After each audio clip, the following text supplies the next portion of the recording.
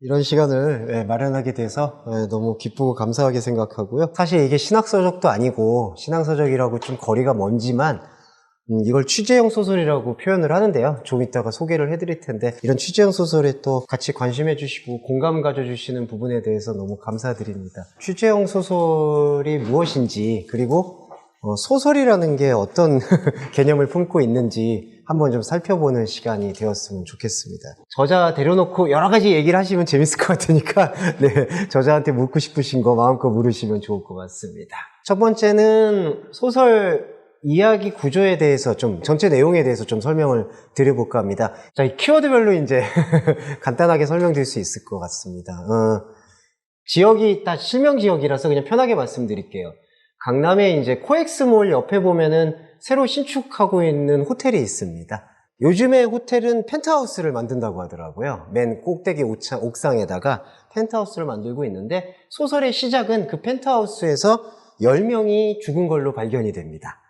5명은 소위 우리나라에서 내노라 할 수 있는 그 정관계 인사들이 있고요. 그 5명 중에 또 한 명은 몽키라는 이름의 아이돌 가수가 있습니다. 5명의 사망은 남성인데 남성들 중에는 아이돌 그룹의 남자 1명 그리고 정관계의 고위층 인사가 포함되어 있습니다. 그리고 나머지 5명은 우리가 속칭 콜걸이라고 얘기하는 매춘부입니다. 근데 그 5명 도합 10명이 온몸에 아무것도 입지 않고 전라의 상태에서 피투성이가 된 채 죽은 걸로 시작하는 게 소설의 시작입니다. 보통 소설의 시작이 이렇게 되면 이제 사건 조사하고 뭔가 형사가 등장을 하거나 살인사건의 주인공이 누구고 범인이 누군지 이제 이렇게 시작을 해야 되는데 제 소설은 이렇게 시작한 다음에 그 다음에 등장하는 사람이 설계자라는 사람이 등장합니다. 설계자라는 사람은 변호사인데요. 이 5명의 죽음을, 남자들의 죽음을 자살이나 개별사건으로 처리해달라고 의뢰를 하는 비밀 조직이 있는 것 같습니다. 그래서 10명 중에 5명인 남자들이 다 각자 개별사건으로 그렇게 설계하도록 설계자가 따라 붙습니다. 그래서 소설의 주인공은 바로 이 설계자, 이름은 민규라고 하는데요. 판사 출신의 정관이후를 받고 있는 40대 초반의 전도 유명한 판사가 변호사가 되어서 설계자로 투입이 됩니다. 근데 이 설계자가 갖고 있는 뭐 좀 내용이 조금 이따가도 말씀을 드리겠지만 좀 선정성도 있지만 내용에 대한 내용이니까 편하게 말씀을 드리면 이 설계자는 특징이 한 명 있는데요. 모델 출신의 배우 부인과 결혼을 했는데 부인과 성관계를 하지 않습니다. 뭐 합의하에 성관계를 하지 않는 것인지 어떤 이유인지 모르지만 부인과는 성관계를 하지 않고요. 부인은 매 분기마다 자신들만의 아름다운 가족을 꾸리고 있는 모습들을 인스타나 페북에 올려서 자신들의 가족이 화목하다는 것을 알리는 역할을 합니다. 그리고 남자와 주인공인 설계자와는 성관계를 하지 않습니다. 남자는 매일 밤마다 대치동이라고 불리는 아파트, 그 옥상 거의 아파트에서 마스터베이션을 즐깁니다. 여러분 마스터베이션이 뭔지는 아시죠? 네. 이 설계자와 그 다음에 마스터베이션, 10명의 죽음으로 소설은 시작을 하는 겁니다. 5명의 죽음, 남자들의 죽음은 개별사건 처리. 10명의 죽음, 그럼 나머지 5명의 그 콜걸이라고 말하는 죽음은 어떻게 처리가 되느냐? 그냥 유흥업소에서 죽은 걸로 처리를 시킵니다. 근데 놀라운 거는 유흥업소에서 죽음의 사건으로 처리를 해도 거기에 대해서 아무도 관심을 갖지 않는다는 거죠. 잠시 후에 말씀드리겠지만 이거는 실제로 취재된 내용입니다. 강남에서 3년 전부터 지금까지 유흥업소나 단란주점이나 룸사롱이라는 곳에서 사실은 의문사를 당한 여성만 75명으로 알고 있습니다. 강남 안에서요. 근데 거기에서 그 사건이 제대로 된 어떤 살인사건이었다, 언론의 주목을 받았다, 그런 사건은 사실 한 건도 없는 걸로 알고 있습니다. 모두 행방불명, 실종, 미제, 아니면은 뭐 마약 중독이나 아니면 다른 어떤 약물 중독으로 인한 병사, 이렇게 처리가 되었던 게 강남의 현실이라고 저는 생각을 했습니다. 그래서 첫 번째 이야기의 시작은 10명이 죽었는데 설계자가 등장해서 그 사건을 개별 처리를 하려고 하는 데서 시작을 합니다. 소설이라 좀 내용이 세요. 그래서 좀 송구스럽지만 계속 좀 말씀을 드리겠습니다. 자, 또 한 명의 주인공이 있습니다. 또 한 명의 주인공은 강남경찰서 소속의 경위입니다. 원래 경찰대학 출신이라서 만약에 유망하고 선배들도 많고 인맥도 화려했는데 이혼을 경험한 이후에 강남 하우스라는 곳에서 도박에 빠집니다. 네. 이것도 실제로 취재된 내용인데요. 강남에서 근무하시는 분들은 독이 든 성배라고 경찰분들이 서로 표현을 합니다. 강남에서 근무를 하게 되면 일반 관할경찰서에서 얻는 어떤 월급보다 좋게 10배가 넘는 돈을 벌 수가 있다는 게 그들 사이에서의 유혹으로 알려져 있습니다. 제가 취재했던 형사 중에 한 분도 그런 유혹에서 끊임없이 싸우고 있는 것으로 확인이 되었고요. 그런 내용에서 착안을 해서 저는 이 소설 속의 또 하나의 주인공은 강남경찰서 소속 경위인데 그 경위가 2억이 넘는 빚을 하우스에서 지게 됩니다.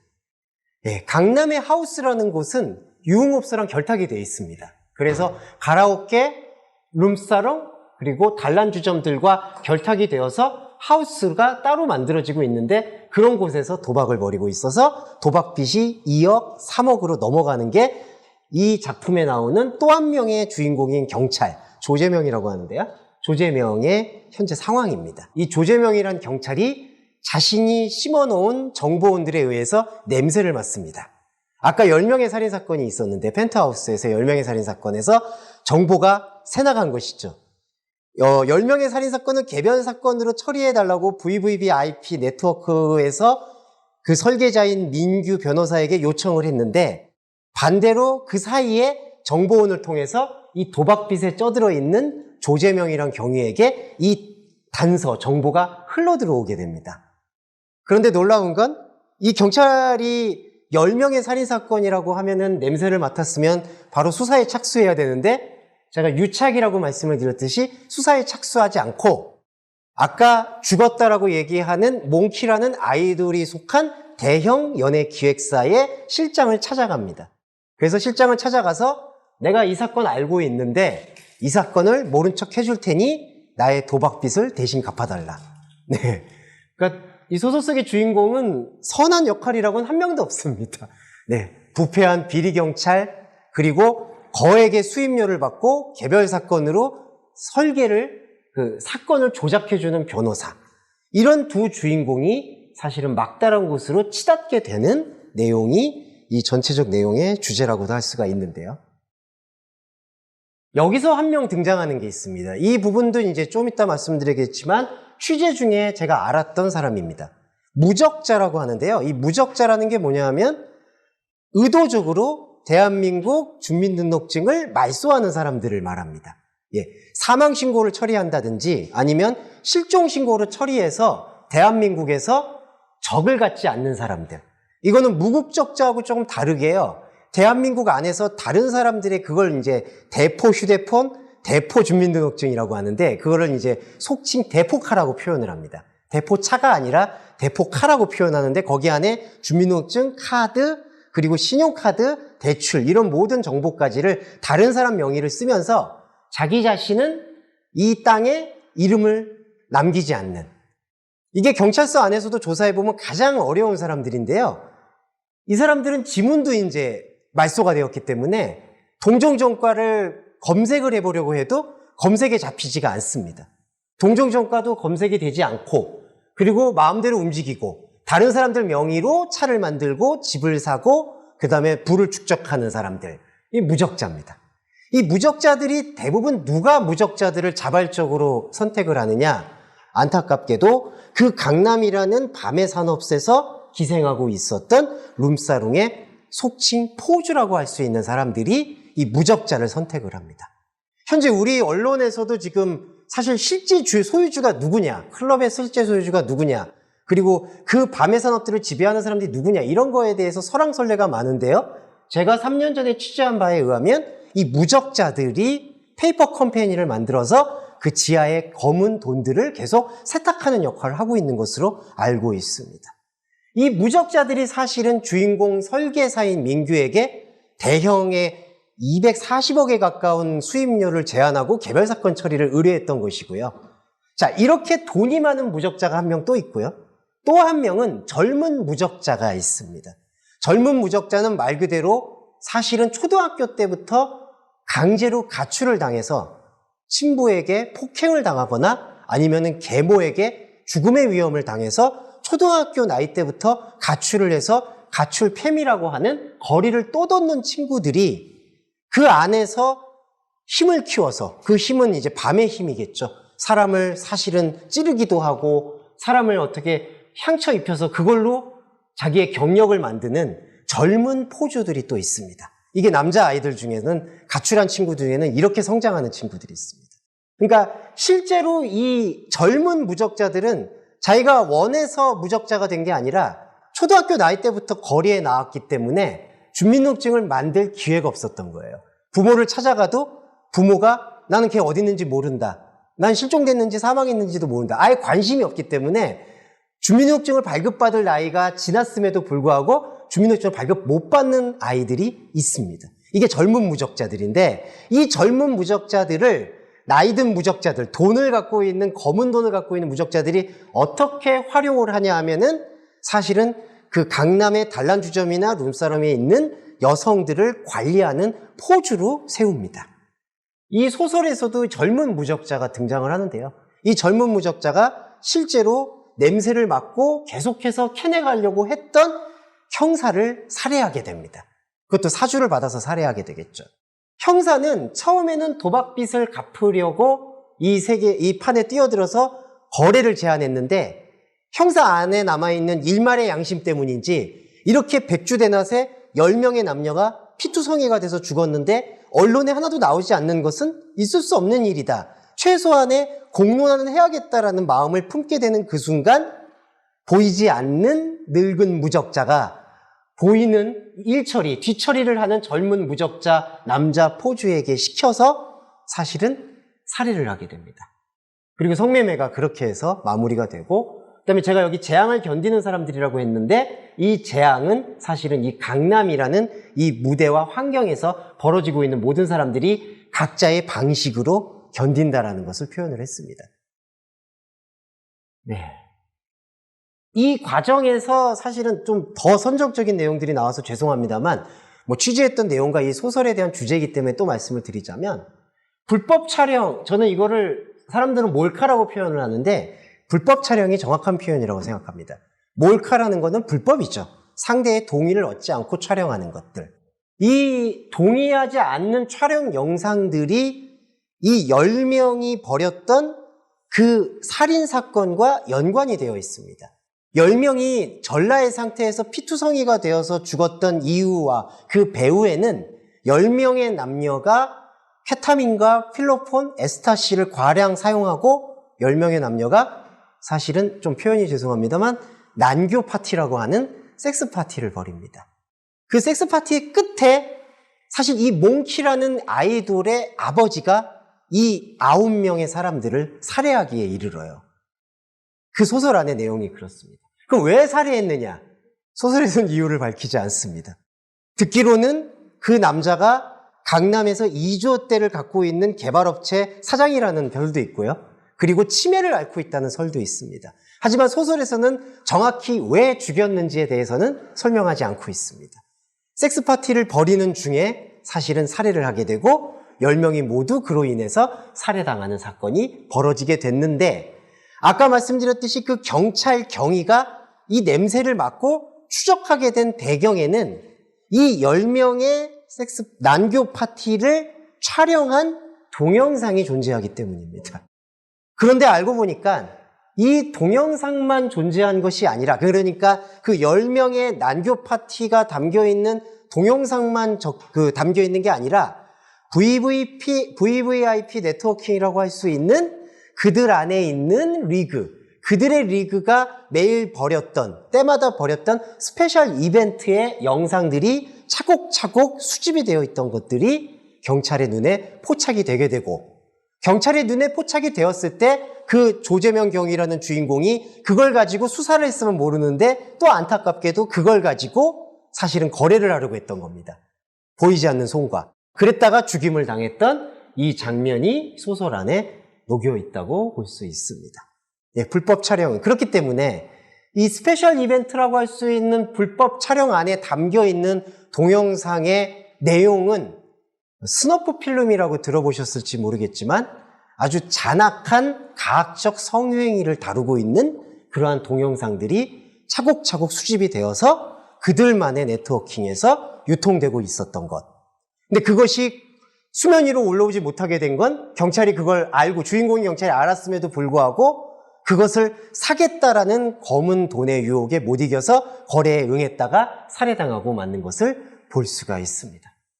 그래서 저는 이게 페륜의 남성주의와 재앙의 구조라고 표현을 했는데요. 제가 여기 소설 중에 계속 충격적인 얘기만 말씀드려서 송구하지만 페륜이라고 말씀을 드렸던 이유는 이 VVIP 네트워킹이라는 사람들 안에서 아버지와 아들이 같이 혼음, 곧 남교 파티를 벌이는 장면들이 등장하기 때문에 저는 그것을 페륜의 남성주의라고 표현을 했습니다. 왜냐하면 아버지와 아들이 정상적인 성관계를 맺는 게 절대로 아니고, 또 하나는 성매수하는 여성들, 곧 성매매 피해 여성들이 대부분 15에서 19살 사이의 청소년들이기 때문입니다. 그렇기 때문에 청소년들 여성 접대부들을 클럽이라는 장소로 유인해서 클럽이라는 장소 안에서 스페셜 이벤트를 규합하고 그 스페셜 이벤트를 통해서 부자가, 아들과 아버지가 그런 페륜적 행위를 벌이는 장면들이 고스란히 담겨 있는 게 그 불법 촬영들을 목격했던 경찰의 목격담이었던 것이죠.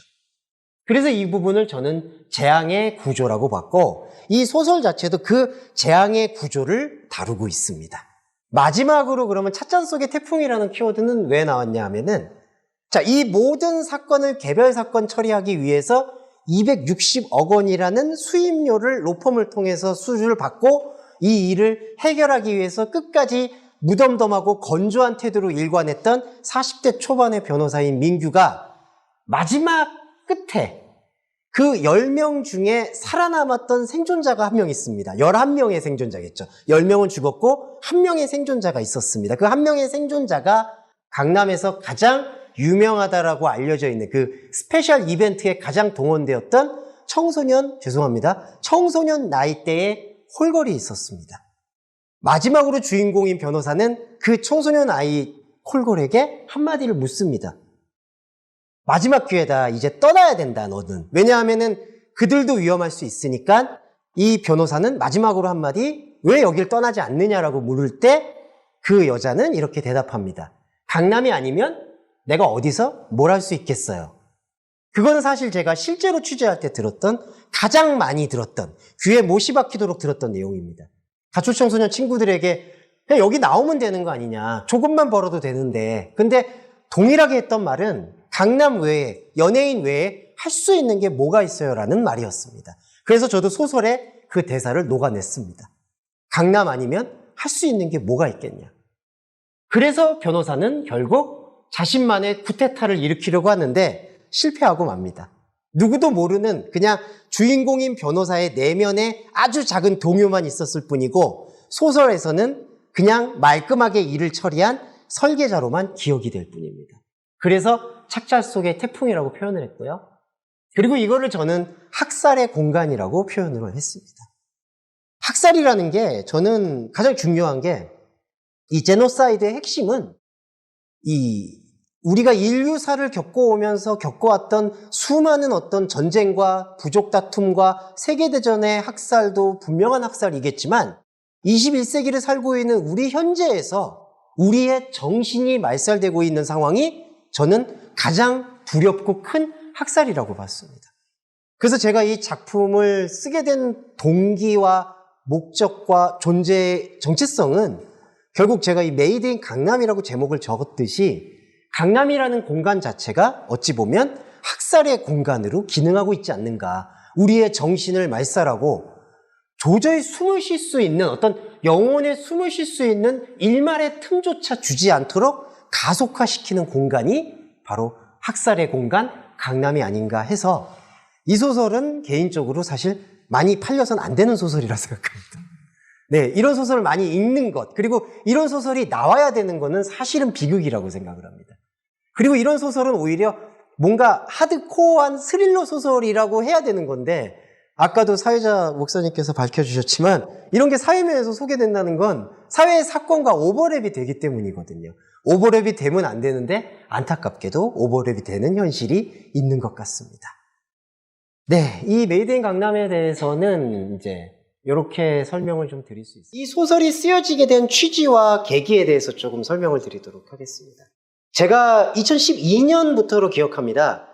가출 청소년들이라고 말하는 가출 청소년들 쉼터가 있습니다. 이제 정부와 여성가족부에서 마련해서 이제 가출한 청소년들이 단기적으로는 열흘, 장기적으로는 한 달 정도 하면서 자활을 배울 수 있도록 마련해주는 공간인데요. 그런 가출 청소년 쉼터나 혹은 우리가 속칭 소년원이라고 표현되는 청소년 교정시설에서 2012년부터 글쓰기 지도나 검정고시 지원일을 필자가 이제 시작을 했었습니다. 네, 그래서 이제 청소년원에서는 8호 보호 처분을 받게 되면 한 달 정도 있다가 나와서 이제 사회로 복귀를 하게 되는데 거의 비슷합니다, 구조가. 그 소년원에 있는 친구들이 나오게 되면 부모님이 안 받아줘요. 이미 부모님으로부터 나온 친구들이기 때문에 그럼 어디로 들어가느냐? 이제 쉼터로 들어갑니다. 그래서 쉼터에 들어간 친구들한테 이제 명목은 글쓰기인데 같이 라면도 사주고 이제 같이 얘기도 들어주고 그렇게 하면서 최소한 검정고시를 본다든지 아니면은 그 미용학원이라고 표현하는 그런 곳에 이제 진출할 수 있도록 조금 이렇게 장치를 마련하려고 했던 일을 2012년부터 해왔었습니다. 근데 이제 안타깝게도 쉼터에는 아이들이 답답해서 있지 않으려고 하더라고요. 그래서 잘 들어보셨는지 모르겠지만 신도림이나 영등포라는 구역 일대에 가출 커뮤니티, 곧 가출팸이라는 곳이 있습니다. 네, 원룸을 싸게 잡아서 그 안에서 10평 남짓한 공간에 15명, 10명 아이들이 함께 담배 피고 잠을 자고 숙식을 하는 곳. 그런 곳들을 가출 커뮤니티, 가출팸이라고 표현합니다. 그래서 이제 가출 쉼터에 있는 친구들이 가출팸 커뮤니티를 계속 옮겨가니까 저도 따라서 가출팸 친구들을 따라서 신도림과 영등포역에서 계속해서 최소한의 탈선을 좀 막고 그리고 돈이 부족하면 돈을 좀 조달이라고 표현해서 죄송합니다만 조달해주고 검정고시가 진짜 보고 싶다 그러면은 문제집이나 학원 알선 그러니까 그런 것들을 좀 지원해주는 일들을 했었습니다. 그런데 2015년 10월부터 아이들이 연락이 두절되기 시작했어요. 전화는 꺼놓지 않는 친구들인데 전화를 다 꺼놓기 시작합니다. 그런 친구들이 이제 여자아이들은 15명 정도, 남자아이들은 5명 정도 가량이 연락이 두절되기 시작했습니다. 그러다가 2015년 말쯤 겨울에 간신히 한 친구, 남자친구한테 연락을 닿았는데 그 친구가 하는 말이 강남, 그것도 클럽에서 일을 하면 지금 영등포나 여기서 맥도날드에서 일하는 것보다 제가 기억하는 말로는 100배는 더 벌 수 있다. 그 얘기를 하더라고요. 그래서 너는 거기서 뭘 하고 있냐라고 물었더니 클럽의 가드를 보고 있다. 경호원이라고 하더라고요. 클럽 가드라 해서 클럽에서 주치자들, 술 취한 사람들이나 어떤 하는 사람들을 잘 막아주면 그런 걸로 건마다 용돈을 준다.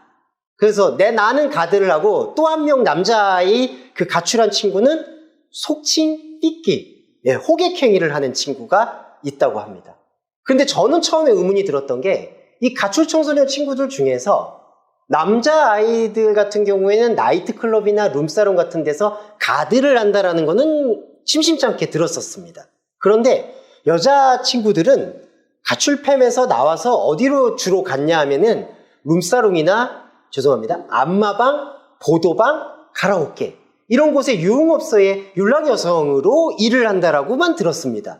근데 제가 그때 2015년 겨울에 그 소식을 듣고 생소했던 건 클럽은 남성과 여성이 돈을 내고 와서 서로 메이팅을 하고 즐기고 유흥을 즐기는 곳인데 그곳에서 무슨 돈을 번다는 걸까? 여자아이들은 특히 어떤 형태로 돈을 번다는 걸까? 그게 너무나 의문이었습니다. 룸사롱이나 단란주점으로 가는 게 아니라 그쪽에 클럽에 가면 돈을 벌 수 있다는 이유는 도대체 무슨 맥락일까라고 생각이 들어서 2016년 1월부터 이렇게 이동하게 된 것 같습니다. 처음에는 가출 청소년 쉼터에서 아이들이 나갔고요. 쉼터를 나가서 가출팸을 이제 수소문했는데 가출팸에서도 연락이 두절된 친구들이 있었고 그래서 닫게 된 게 가출팸이 여기 신도림에서 영등포로 갔고 영등포에서 강남으로 가게 된 게 강남의 클럽으로 가면 많은 돈을 벌 수가 있다라는 말을 듣고 강남의 클럽으로 들어가게 됐습니다. 근데 이건 여담이지만 제가 그때가 지금도 40대인데 이제 그때가 거의 30대 말, 40대 초반인데 들어보내주질 않아요. 네. 클럽을 경험하시면 아시겠지만은 20대 초반, 중반도 들어가기가 힘들더라고요. 네. 들어갈 수가 없었습니다. 그래서 항상 이제 그냥 오늘은 전문 용어들을 쓰겠습니다. 벤치를 맞고 아이들을 만날 기회가 없는 거예요. 그래서 어떻게 하면 만날 수 있을까 싶어서 제가 연락이 닿았던 그 가드 일을 보고 있는 클럽 친구한테 속칭 콜뜨기라고 해서요. 밤에 그 술 취한 고객들을 2차 장소로 옮겨주는 대리기사 일이 있습니다. 그 콜뜨기 일을 할 수 있도록 동네 형이라고 속이고 소개를 좀 시켜달라라고 부탁을 했습니다.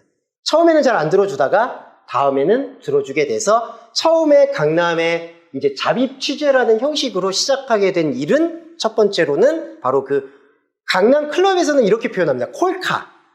예, 그거를 이제 콜거를 데려다 주는 일, 콜카라고 표현을 하고요. 그리고 이제 그거를 속칭으로 이렇게 말하는 걸 콜뜨기라고 표현을 합니다. 네, 그 기사 일을 시작을 하게 되었고, 그 기사 일로만으로는 강남의 클럽의 구조를 제대로 이해하기가 어렵다라는 생각에 낮에는 이제 강남의 클럽 안에 주류, 그 술을 배달해주는 그 주류 배달원 아르바이트를 시작하게 됐고요. 또 한 면으로는 제가 학부 때 전기공학을 전공해서 다들 안 믿으시겠지만 이렇게 전기를 고치는 전등공사 일을 했었습니다. 예, 워낙 효율이 안 좋아서 쫓겨나기도 했고 목사님이 제 손재주 없는 거 아시니까 잘 아실 텐데 예. 그래서 낮에 클럽 안에 들어가서 그 설비 일을 조금 아르바이트를 또 했었습니다. 그 일을 하면서 클럽 안의 구조, 그 안에서 벌어지는 생리, 움직임 이런 일들을 이제 파악하기 시작하면서 저는 한편으로는 그 가출 청소년 친구들을 거기서 안 만나기를 원했어요.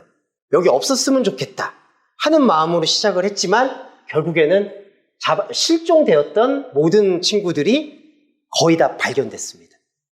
이 발견된 실상이 저한테는 되게 충격이었는데요. 그걸 이제부터 좀 말씀을 드릴게요. 2016년 2월 달이죠. 이제 잠입 취재라고 표현할 수 있는 1월 달부터 이제 3월 이전에 2월 달부터 시작해서 2월인데 정확히 말씀드리면 이제 그 일을 시작하게 되면서 한 4월, 5월 되면서부터 이 여자아이들이 발견되기 시작하는데 정말 고통스러운 말씀이지만 어디서 발견이 됐냐 하면은 제가 운전하고 있는 차의 뒷좌석에서 발견이 됩니다. 그러면 그 여자아이만 앉아있느냐? 그게 아니라 그 옆에는 꼭 성매수남이 앉아있습니다. 항상 술에 취해 있거든요. 그런데 문제는 이 여자아이들이 정신을 못 차리는 거예요. 보통 술에 취한다 하더라도 사람을 알아보거나 아니면은 뭐 횡설수설이라고도 하거나 그런데 제가 목격했던 뒷좌석에 앉아있던 여자아이들만이 아니라 또 다른 어떤 성매수 피해 여성들은 전부 바닥에 이렇게 차 바닥에 정신을 잃고 누워 있습니다. 저부도 혼절한 상태처럼. 그게 왜 그런지 몰랐습니다. 그랬는데 성매수남의 통화 장면이 한번 제가 목격이 됐는데 통화에서 물뽕을 먹였다라는 말을 하더라고요. 이제 무용담처럼 오늘은 센 거 먹였다. 오늘은 술에 탔는데 발란티나 뭐 거리에 그런 술에 탔는데 잘 먹혔다. 이런 식으로 표현을 하더라고요. 그래서 이게 술을 마신 게 아니구나. 단순히 술을 마신 게 아니구나라고 발견을 포착을 하게 되었고 그런 발견이 있게 된 이후에 클럽 안에서 저의 눈에 목격되는 실상은 정말 이상했습니다. 화장실인데요. 제가 이제 주류 배달을 끝내고 거기 안에서 일을 마치고 나오려고 비상구로 나오려고 할 때 화장실 안에서 우리가 흔히 말하는 마리아나 대마를 피우는 장면은 그냥 일상적으로 사실은 목격이 됐고요. 저하고 눈이 마주쳐도 뭐 이거를 피할 생각을 안 합니다. 누가 봐도 그 연기의 질이나 향으로 볼 때에는 일반 담배의 향이 아니고 대마의 향, 마리화나의 향인 것을 추정할 수 있음에도 불구하고 거기에 대해서 일반 사람과 눈이 마주쳐도 아무 제약이 없습니다. 그리고 또 하나는 바로 클럽 안에서는 GHB라고 표현하고 있는 사실은 체내에 12시간만 지나면 빠져나가는 그래서 마약 판정할 때 음성 판정을 가장 손쉽게 받을 수 있는 속칭 물뽕이라는 마약이 성행하고 있던 것을 확인할 수가 있었습니다. 그러니까 그 부분을 목격을 할 때 이 친구들이 지금 뭔가 크게 잘못돼 가고 있구나 그 생각을 지울 수가 없었고요. 그러면은 클럽 안에서 돈을 벌게 된다는 여자아이들이 돈을 벌게 된다는 그 구조가 이 구조가 아닐까라는 생각을 갖게 된 겁니다. 아, 클럽 안에서 성매매를 하기 위해서 투입이 된 거구나. 그리고 또 하나, 그 성매매라는 게 우리가 좀 죄송한 표현인데 룸사롱이나 단란주점이라는 곳에서 일반적으로 2차를 간다라고 표현되고 있는 그런 성매매의 수준이 아닌 것이구나. 왜냐하면은 그들이 말하는 성매수 남들이나 VVIP 네트워킹이라고 하는 사람들이 텔레그램이라는 기록이 지워지는 메시지들을 얼핏 살펴보면 그걸 스페셜 이벤트라고 표현하는데, 그러한 스페셜 이벤트는 좀 표현이 죄송합니다만 정상적인 어떤 성행위가 아닌, 그들만이 정말 끝판을 보이고 싶어 하는, 내가 돈을 주고 이 시간을 샀기 때문에 끝장을 보겠다라는 정말 악랄한 음란함의 끝을 보여주는 그러한 이벤트들로 점철되어 있구나. 그러면 그러한 이벤트들의 희생양이 되는 부분들은 성매매 피해 여성이 아니겠는가, 제가 만났고 목격했던 그 여자 청소년들이 아니겠느라는 생각을 안 할 수가 없던 거죠. 왜냐하면은 제가 콜카 기사를 할 때 뒷좌석에 정신을 잃고 누워있는 여성을 그대로 데리고 나와서 2차 윤락장소라고 할 수 있는 오피스텔이나 호텔, 그런 곳으로 데리고 들어가는 거를 보았을 때의 그 자괴감과 두려움, 공포는 이루 말할 수가 없었습니다. 그래서 이 부분들을 이제 설득하고 데리고 나오기 위해서 여자아이들을 사실은 조금씩 이제 접선하기 시작했습니다. 왜냐하면은 클럽 안에서 이제 보이기 시작하더라고요. 그래서 그 친구들과 만나고 연락을 닫고 얘기를 하기서 여기를 나와야 되지 않겠느냐. 지금 이거는 정상적인 건 아닌 것 같다. 그냥 너희들이 담배 피고 술 마시고 그냥 가출패만은 그 정도의 수준은 아닌 것 같다. 이렇게 얘기를 했을 때 못 나온다는 얘기를 했는데, 왜 못 나오냐는 말을 들었을 때 바로 이 스카우터, 보도방, 가라오케, 불법 주점, 클럽, 이 악의 고리가 얽혀 있는 것을 확인하게 된 것 같습니다. 요 시스템을 우리가 왜 알아야 되냐고 생각지 마시고 우리 기독교인들이 오히려 이 사회가 지금 어떻게 악진화되고 있는지를 좀 확인해 보시자는 측면에서 말씀을 좀 드리고 싶은 게, 왜 그 친구들이 못 나오게 되느냐. 첫 번째로 그 쉼터에서 나와서 가출팸으로 들어가면요, 가출팸 안에 그들의 표현을 빌리면 오야가 있습니다. 그러니까 전체적으로 밥을 먹여주고 잠을 재워주고, 그리고 사실은 윤락행위를 알선하는, 성인 매매나 채팅 앱을 통해서 윤락행위를 알선하는 오야가 있습니다. 이 오야들은 대부분 20살에서 21살 가출한 출신의 남자아이들이에요. 남자아이들이 오야가 됩니다. 그리고 이 오야들이 가출한 청소년 여자아이들을 사실은 원조교제를 알선합니다. 성매매 채팅 앱이라고 하는 곳을 통해서요. 그걸 이제 성매매 채팅 앱이라고 안 하겠죠. 그냥 일반 채팅 앱이라고 표현을 하지만 거기 안에서 성매매가 이루어지고 있겠죠. 그런데 어느 순간부터 스카우터 MD라는 사람들이 있습니다. 클럽에 요즘 최근에 MD라는 직업이 좀 문제가 되고 있는데요. 일반 MD들이 아니라 스카우터 MD라는 사람들이 있습니다. 이 MD들이 와서 먼저 누구를 찾아오냐 하면 가출팸의 오야들을 찾아옵니다. 오야들을 찾아와서 그냥 속칭된 표현들을 그냥 드릴게요. 물기를 조금 조달해달라. 그게 물개라는 게 이제 물 좋은 게스트라는 클럽에서 여성들을 비하할 때 일컫는 표현들입니다. 오야를 찾아와서 스카우터 MD들이 물 좋은 게스트들, 그러니까 성매매를 잘할 수 있는 청소년 여성들을 조달해달라는 명령을 합니다. 물론 돈을 주면서요. 그러면 그 오야들이 이 여자 가출 청소년들에게 너희들 이제 단란주점이나 룸사롱 같이 속칭 몸 파는 코울거리 되지 않고 클럽에서 1, 2년만 고생을 하면 연예인이 될 수가 있다라는 말로 유혹을 합니다. 오야들이 가출 청소년들을 스카우터 MD한테 소개를 시켜주면 스카우터 MD들은 바로 너희들이 연예인이 될 수 있다. 강남의 연예기획사가 얼마나 많은 줄 아느냐. 너희들 다, 여자 연예인들은 다 이렇게 떴다. 이렇게 표현을 해서 나는 너희들에게 연예계로 진출할 수 있는 유일한 기회를 주는 거다. 이런 식으로 말해서 여자 가출 청소년들을 데리고 옵니다. 오야 MD들한테, 오야들한테, 가출팸 오야들한테는 200만 원, 300만 원 돈을 얹혀주면 끝납니다. 사람의 가격이 200만 원이 되는 거예요. 그러면 그 오야들은 또 청소년 쉼터를 돌아다니면서 여자아이들을 가출팸으로 데리고 옵니다. 그러면 또 파는 거예요. 이 구조가 있습니다. 그리고 스카우터 MD들이 여자 가출 청소년들을 그들의 표현들을 빌리면 데리고 옵니다. 200만 원이나 300만 원 데리고 오면 처음에 한 달 동안에는 1000만 원에서 2000만 원 정도를 투자를 합니다. 그들 말로 투자인데 어떤 투자냐? 이 여자 가출 청소년 친구들에게 강남의 유명한 성형외과에서 하안검 수술, 코 수술, 쌍꺼풀 수술을 시켜줍니다. 이유는 단 하나 단순합니다. 여자 연예인이 뜨려면 얼굴을 무조건 고쳐야 되니까. 근데 가출 청소년이 돈이 없잖아요. 그러니까 스카우터 MD들이 내가 돈을 먼저 빌려주겠다. 근데 빌려주겠다는 말도 아니고 내가 투자를 하는 거다. 아무 걱정 말고 써라. 그렇게 해서 한 달 정도는 1,000만 원에서 2,000만 원 정도를 마음껏 쓰게 합니다. 그리고 강남에 월 90만 원 정도 될 수 있는 오피스텔을 얻어주고요. 그렇게 해서 이 여자 가출 청소년 친구들이 환상에 사로잡히게 됩니다. 아, 내가 지금 영입이 된 거구나. 여기서 열심히 이제 하면은 소녀시대나 아니면 아이오아이 같은 여자 아이돌이 걸그룹이 될 수 있겠구나라는 생각을 갖게 됩니다. 그런데 그 다음부터가 악마의 모습을 보이는 게 한 달과 2달 정도 지난 다음에 그들만의 산술 방식으로 빚을 열거합니다. 넌 이제 동안 나한테 지금 2,000만 원의 빚을 졌는데 이렇게 복리 이자가 졌고 이렇게 됐고 이렇게 됐다.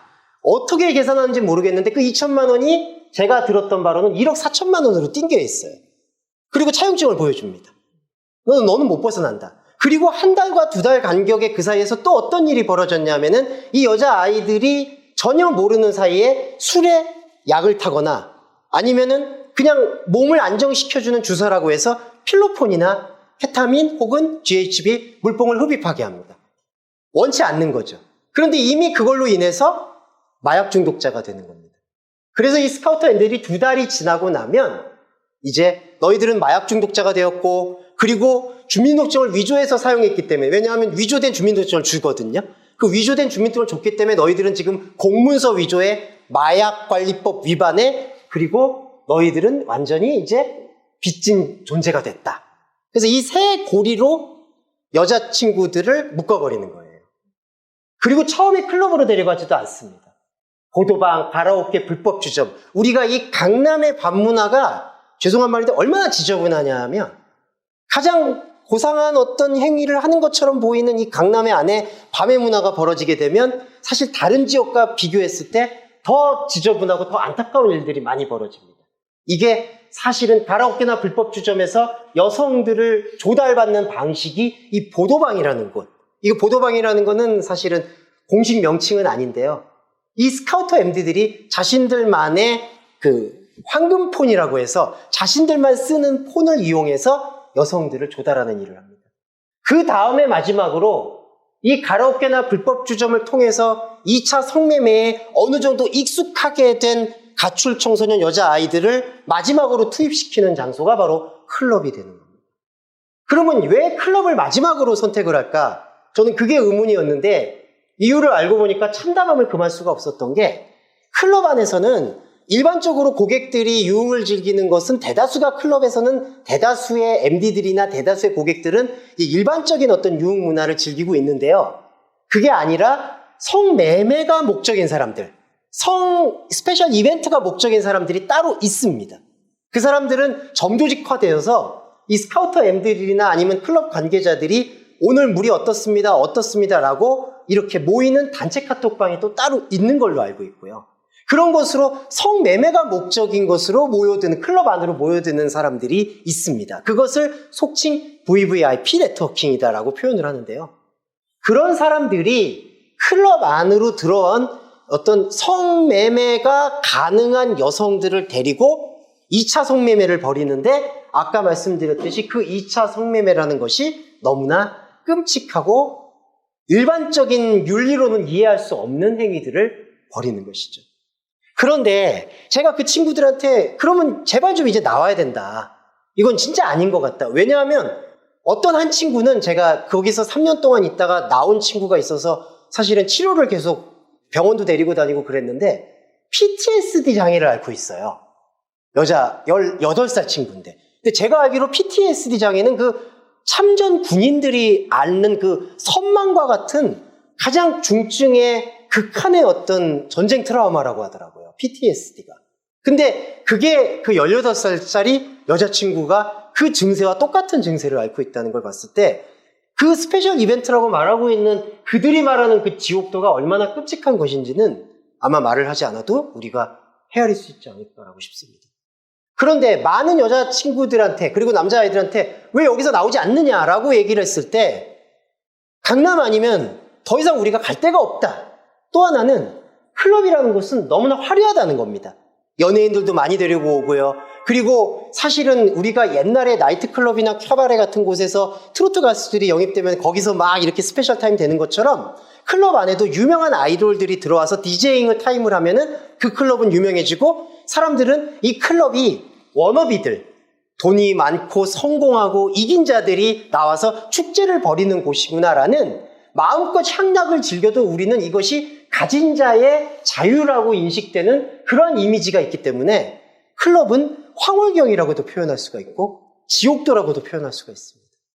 그래서 클럽의 한쪽 면을 보시면 클럽은 너무나 그들만의 리그에서 성공한 사람들이 파티를 벌이는 것처럼 보이고요. 그렇지만 또 한편으로는 성매매, 마약, 성매수, 성접대 그 은밀한 비즈니스를 벌이는 그러한 곳으로 두 얼굴을 갖게 되는 것 같습니다. 네, 이게 제가 보았던 부분이었고 그 다음에 새벽에 제가 항상 보았던 이 모습들의 풍경이었습니다. 제가 맨날 탔던 그 콜카의 차는 하얀색 벤츠였는데요. 지금 그 벤츠를 타고 계시는 분한테는 진짜 죄송한데 지금도 하얀색 벤츠에만 마크만 보면 울렁거려서 옆으로 걸어갈 수가 없습니다. 그 차 뒤에서 벌어지고 있었던 그 끔찍함들. 그리고 늘 사실은 2차 성매매 장소인 오피스텔은 80평이 기본으로 넘었던 것으로 기억을 하고요. 그 안에 새롭게 인테리어 되었던 그 화려함들. 그리고 오피스텔이 아니면 이게 최저 비용입니다. 1박 120만 원. 강남 안에서 파트로 시간을 보낼 수 있는 곳. 이런 것들이 사실은 3년 전에 제가 경험했던 고통의 기억들인 것 같습니다. 그리고 자발적 착취, 조직적 착취, 영혼의 착취. 착취가 이루어지는 것이죠. 왜냐하면 그 여자친구들에게 왜 나오지 못하느냐고 얘기했을 때 여기 아니면 나올 데가 없다, 할 데가 없다라고 했을 때 그 자발적 착취가 저한테는 가슴 아프게 다가왔고요. 지금도 사실은 큰 죄책감이 있습니다. 그런 장면들과 그런 현장에 있음에도 불구하고 그 친구들을 데리고 나올 수가 없었고 지금 그런 곳에서 나오게 된 친구들은 전부 병원에 있거나 정말 안타까운 말이지만 너무나 이 중절 수술을 많이 해서 자궁을 드러내는 경우도 있었고요. 그렇기 때문에 너무나 황폐해졌고 아직도 거기에 남아있는 것, 그걸 되돌리지 못하는 죄책감은 늘 갖고 있습니다. 근데 이게 우리 사회가 옛날같이 죄송합니다만 8, 90년대의 인신매매나 그런 곳의 조직과 같이 감금하거나 강제로 하는 게 아님에도 불구하고 저는 자발적 착취라고 표현하고 싶은 게 청소년들이 벗어나지 못하는 덫이 있어요. 우리 청소년들이 지금 10명 중에 9명이 연예인 아니면 할 게 없다고 합니다. 그리고 그들만의 항변 중에 논리적인 게 이미 계급이 결정되어 있는데 스카이는 목동과 대치동 아이들이 다 가는데 우리는 못 간다. 이미 결정되어 있다. 그러니까 그나마 연예인은 그래도 연기를 잘해야 되고 노래를 잘해야 되지 않냐. 그나마 공정한 판이 연예인 아니냐. 그렇게 얘기하는 걸 봤을 때 기성세대인 저로서는 이게 바로 자발적인 착취구나. 거길 나온다고 해서 어떤 일들을 주어질 수 있는 부분들을 우리 사회가 사회적으로 장치를 마련해 주지 않았구나. 공론화하지 않았구나라고 얘기했을 때 그걸 자발적 착취라고 볼 수밖에 없었습니다. 그 자발적 착취는 사실은 사회적 구조의 조직적 착취고요. 조직적 착취라고 얘기했을 때 저는 강남을 죄송한 말이지만 비판하지 않을 수 없는 게 강남이라면은 모든 것이 용납이 되고 용서가 되고 강남 그 중에서도 성공한 사람들이 모여지게 되는 클럽이고 그들의 멤버십이면 어떠한 이 정도 일들은 해도 된다라는 그들의 그 근거 없는 자신감, 그 자신감을 우리가 사실은 조장해 왔던 것은 우리 모든 사회가 자본주의에 취하고 사실은 금권과 배금주의에 취한 것이 아닌가. 그런 조직적 착취에 대해서 우리가 생각해 봐야 될 필요가 있다고 나왔습니다.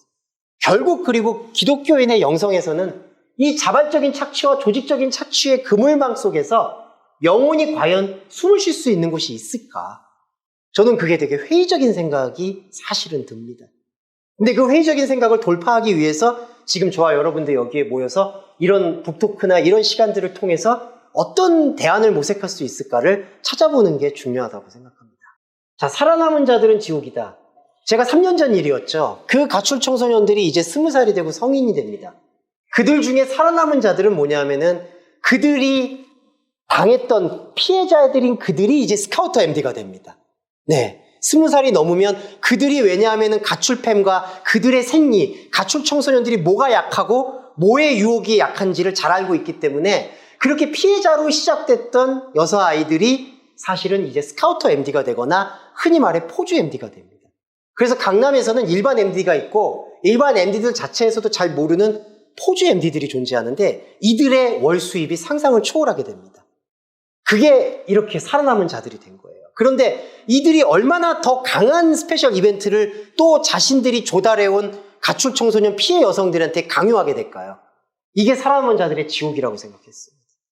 그리고 버려진 자들은 뭘까요? 아까 말씀드렸듯이 PTSD 장애를 앓고 있는 아이들. 자궁을 드러낼 수밖에 없어서 결국엔 일을 할 수가 없으니까, 윤락행위를 할 수가 없으니까 나와서 사실은 쉼터로 다시 오게 된 친구들. 근데 이제 더 이상 쉼터도 받아주질 않습니다. 20살이 넘어가면 가출 청소년이라고 불릴 수가 없기 때문에 갈 곳이 없게 됩니다. 그래서 저는 이게 낯선 천국이 아닌가 이렇게 생각을 했고요.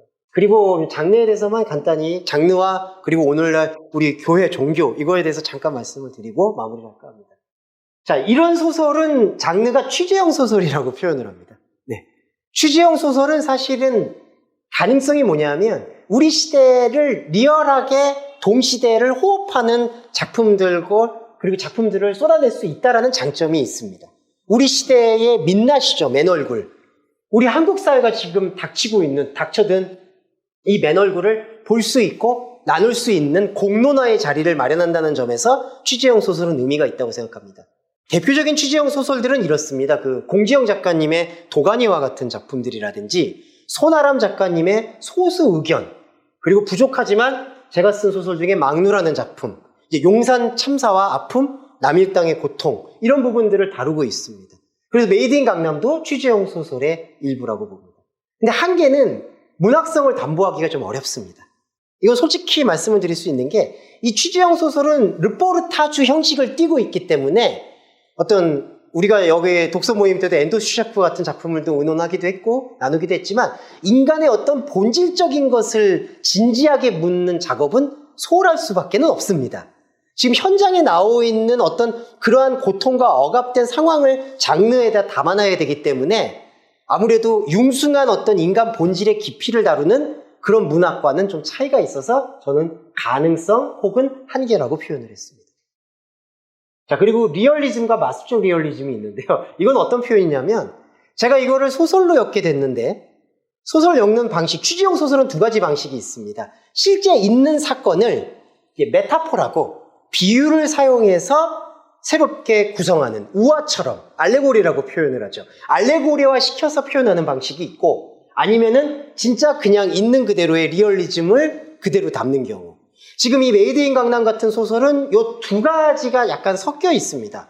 마술적 리얼리즘과 리얼리즘이라는 건 이 소설 안에는 사실 살인사건이 등장을 하는데 살인사건은 허구고요.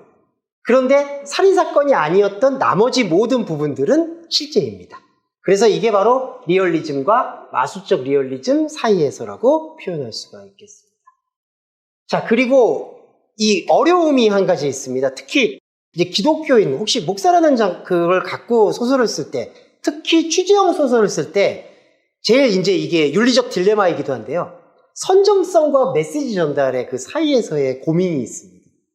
왜냐하면 아까도 제가 소설 내용을 잠깐만 소개해드렸는데 사실 이 소설을 읽어보시면 아시겠지만 제가 아까 소개해드렸던 내용보다도 더 우리가 흔히 얘기하는 수위가 센 부분들은 너무나 많이 나옵니다.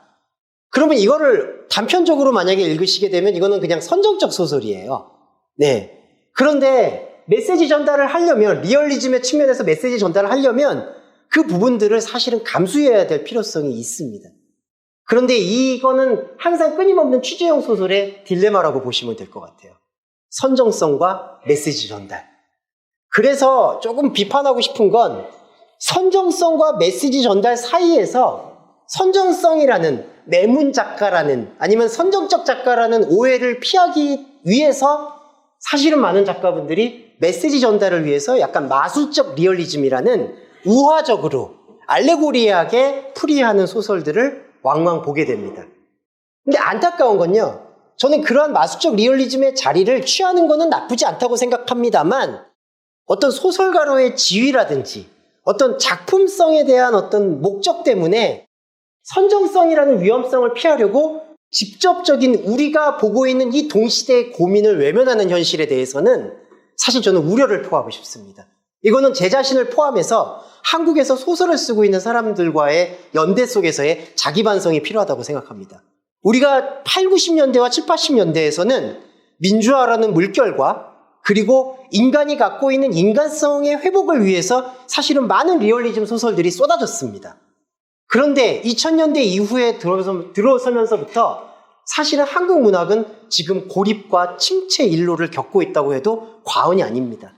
그냥 일반적으로 우리가 대중들이 알게 되는 건 이상문학상 그 정도밖에는 안 되거든요. 사실 그것도 매번 이벤트성으로만 팔릴 뿐입니다. 근데 한국 문학의 고립은 저는 사실 이 선정성과 메시지 전달이라는 것에서 선정성의 위험을 피하려고 하다가 자충수를 두고 있지는 않는가. 그래서 저는 취재형 소설은 조금 더 선정성의 위험성을 담보하더라도 앞으로 나와야 되지 않을까. 그래서 제가 생각하는 소설이라는 어떤 질문은 사회와 삶 세상을 향해서 모든 질문의 가능성을 멈추지 않고 끄집어내는 행위가 저는 소설 쓰는 행위라고 생각하고 소설 읽는 행위도 여기에서부터 출발하는 게 저는 정확하다고 생각을 합니다. 네, 종교 기독교죠. 안타깝지만. 네. 자, 저는 이제 강남이라는 지역을 사실은 비판하려는 것은 아니었습니다. 강남이라는 장소는 사실은 교양과 자본주의 정신이 건강하게 뭉쳐있는 장소라고도 저는 생각합니다. 네, 전혀 비판하려는 말이 아니라요. 사실 강남 안에 우리가 교양을 느낄 수 있는 교회, 특히 대형 교회들이 많이 포진되어 있습니다. 중현교회, 사랑의 교회, 소망교회, 광림교회, 한국을 대표하는 교회들이 강남에 포진되어 있습니다. 이건 저는 나쁘게 말씀드리고 싶진 않습니다. 당연히. 우리가 한국 사회가 고도성장과 그리고 민주화와 그리고 우리가 갖고 있는 어떤 근대화를 거치는 하나님의 은혜를 겪고 나면서 이 교양을 사실은 흡수해 오는데 많은 노력을 경주했다고 생각합니다. 그리고 또한 막스 베버가 이야기하는 것과 같은 자본주의 정신, 그 자본주의 정신과 연결되어 있는 청교도 정신, 그걸 많이 구현하고 그 의미를 펼치려고 노력했다라는 사실에 대해서 우리가 믿음의 선진들에 대한 그러한 노력을 폄하해서는 안 된다고 생각을 합니다. 그래서 강남이란 지역은 교양과 자본주의 정신이 함께하는 곳이라고 생각을 합니다. 하지만 안타깝게도 그러한 강남 안에 있는 교양과 자본주의 정신, 청교도 정신이 꽃피워 나가고 있는 또 다른 한 축에는 우리가 정말 대면하고 싶지 않는 일그러진 교양, 위선이죠. 왜냐하면은 그 강남의 VVIP 네트워킹이라고 할 수 있는 사람들의 면면 안에 제가 경악을 금치 못했던 것은 이 사회의 양지에서 오피니언 리더가 된 사람들, 그리고 낮의 세계에서는 성평등을 부르짖으며 펜스룰을 엄격히 지키는 남성들, 예, 그리고 가장 고위층에 계신 분들, 사회를 선도하는 분들, 종교적인 종교인들, 그런 사람들이 사실은 너무나 비일비재하게 목격된 것은 제 자신의 큰 충격이었습니다. 강남이라는 곳은 안타깝게도 우리가 하나님을 향한 축복과 은혜를 이야기하며 그 수혜를 받고 있는 그 또 다른 뒤안길에서 우리가 너무나 당연시하게 내가 이 정도는, 내가 낮에는 이 정도로도 노력하고 그리고 주일에는 이 정도로 회개하니까 주중이나 밤에는 이 정도는 해도 된다라는 윤리적 의식의 실종이 너무나 적나라하게 드러나는 장소가 다른 장소도 아닌 강남이라는 것이 저에게는 사실 큰 숙제로 다가왔습니다.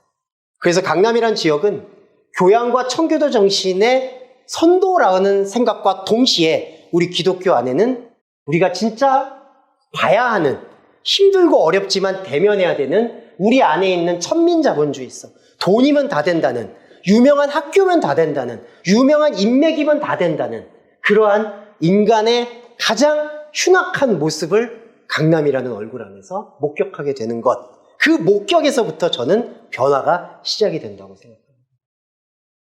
네, 그래서 마지막으로 강남과 종교의 관계는 우리가 포기할 수 있는 공간도 아니라고 생각합니다. 그리고 만약에 우리가 강남이라는 지역에, 그리고 최근에 언론에서 회자되는 것처럼 클럽이라는 곳만 다 폐쇄시키면 이 문제가 해결되느냐? 결코 그렇지 않다고 생각합니다. 강남을 만약에 부동산 집값을 잡고 그리고 클럽을 없앤다고 해도 우리 안에 정신적 학살이 없어지지 않는 이상 제2, 제3의 강남은 어느 지역이든 따리를 틀고 움직일 거라고 생각을 합니다.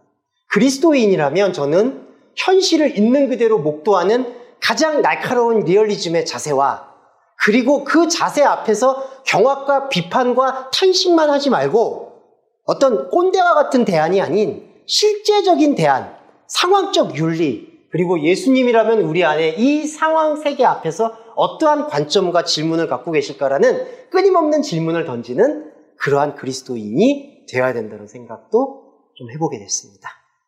네, 소설책 한 권으로 너무 거창한 담론을 말씀드려서 되게 송구하고요. 제 강의는 이것으로 마치겠습니다. 감사합니다.